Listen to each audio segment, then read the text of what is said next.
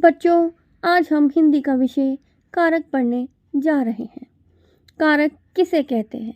संज्ञा या सर्वनाम शब्दों का वह रूप होता है जिसका सीधा संबंध क्रिया से ही होता है।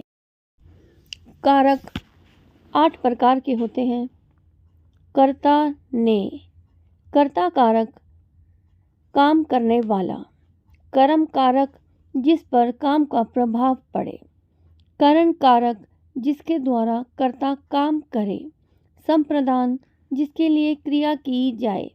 अपादान जिससे अलगाव हो। संबंध अन्य पदों से संबंधित। अधिकरण कारक क्रिया का आधार।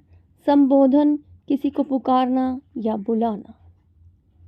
कर्ता ने कर्म को करण से द्वारा संपादन को के लिए अपादान से अलग होना।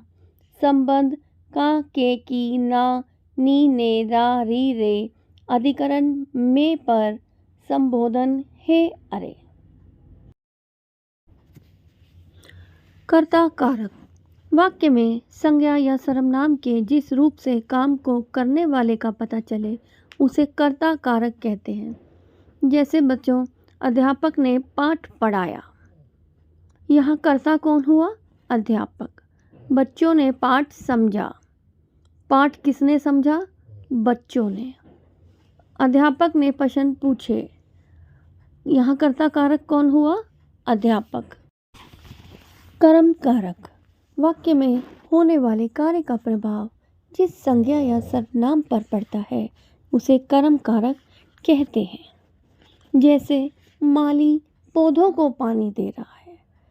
माली किसको पानी दे रहा है? पौधों को। तो पौधे क्या हुए बच्चों? कर्म कारक। बच्चे फूलों को तोड़ रहे हैं। बच्चे किसको तोड़ रहे हैं? फूलों को। फूलों क्या हुआ बच्चों? कर्म कारक। करण कारक जिसकी सहायता से कर्ता क्रिया करता है उसे करण कारक कहते हैं। जैसे माँ बच्चों से बात कर रही है। माँ बच्चों से बात कर रही है। बच्चे माँ से खाना मांग रहे हैं। माँ चम्मच से खाना परोस रही है। बच्चे प्यार से खाना खा रहे हैं। यहाँ माँ बच्चों चम्मच प्यार से हो रही है क्रिया। यह सभी क्रिया के साधन स्वरूप प्रयुक्त हुए हैं। संप्रदान कारक कर्ता जिसके लिए काम करता है या जिसे कुछ देता है उसे व्यक्त करने वाला रूप संप्रदान कारक कहलाता है। जैसे माताजी बच्चों के लिए फल लाती है। माताजी फल किसके लिए लाई है? बच्चों के लिए। पिताजी को पानी दो। हम पिताजी को कुछ दे रहे हैं। सविता को गुड्डा दिया। हम सविता को कुछ दे रहे हैं। मालती को गुड़िया दी। हम यहाँ मालती को भी कुछ दे रहे हैं। अध्यापिका बच्चों के लिए खिलौने लाई। अध्यापिका किसके लिए खिलौने लाई? बच्चों के लिए। उन्होंने रवि को गेंद दी। गेंद किसको दी? रवि को। अब मैं आपको एक बात और बताती हूँ। को का प्रयोग कर्म में भी होता है और संप्रदान में भी होता है। दोनों कारकों में को का प्रयोग किया जाता है, लेकिन संप्रदान कारक में को देने का भाव हो वह को होने पर संप्रदान कारक होता है। संज्ञा के जिस शब्द से अलग होने का, तुलना का, डरने का भाव प्रकट होता है उसे अपादान कारक कहते हैं। जैसे स्टेशन से गाड़ी चली। स्टेशन से गाड़ी अलग हो गई। भुवन दिल्ली से मुंबई जा रहा है। भुवन दिल्ली से मुंबई जा रहा है।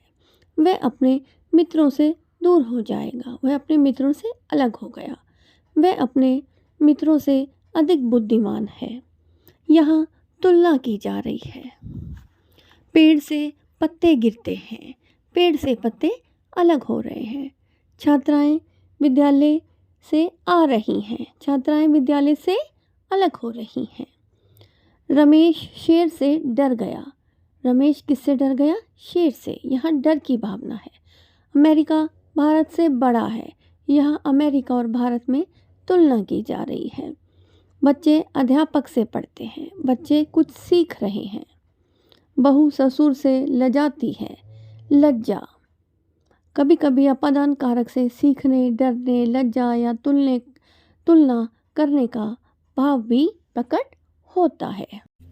संबंध कारक, जिस शब्द से किसी व्यक्ति या वस्तु का दूसरे से संबंध प्रकट होता है उसे संबंध कारक कहते हैं।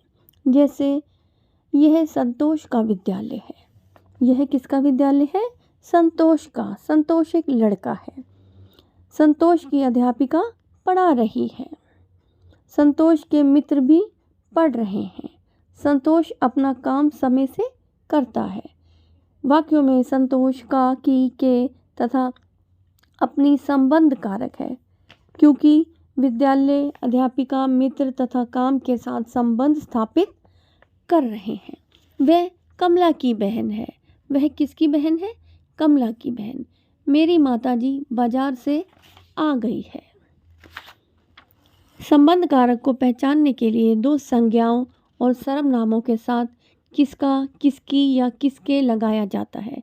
इनके लगाने से जो उत्तर मिलता है वहाँ संबंध कारक होता है। संबंध कारक के विभिन्न चिन्ह का, के, की, रा, रे, री, ना, ने, नी हैं। संज्ञा के जिस रूप से क्रिया के होने के स्थान का ज्ञान होता है उसे अधिकरण कारक कहते हैं। जैसे अध्यापिका शाम पट पर लिख रही है। बच्चे देखकर कॉपी में उतार रहे हैं। कक्षा में सभी शांत रहकर पढ़ रहे हैं। ऊपर दिए गए वाक्यों में शाम पट पर, कॉपी में तथा कक्षा में अधिकरण कारक है, क्योंकि यह क्रिया के होने के स्थान का ज्ञात करा रहे हैं। अधिकरण कारक की विभक्ति में और पर है। संबोधन कारक, शब्द के जिस रूप से किसी को बुलाने या पुकारने का भाव प्रकट हो उसे संबोधन कारक कहते हैं। जैसे अरे श्याम, उस लड़के को बुलाओ। ए लड़के, यहाँ आना। बच्चों, इसे मत सताओ। ऊपर दिए गए वाक्यों में अरे श्याम, ए लड़के तथा बच्चों संबोधन कारक है। इन शब्दों का प्रयोग बुलाने या पुकारने के लिए किया जाता है। संबोधन कारक की विभक्ति हे और अरे, ए आदि है। ओके दोस्तों, मेरे चैनल को सब्सक्राइब और लाइक करना मत भूलिएगा। हम आपसे मिलेंगे अगली वीडियो में। धन्यवाद।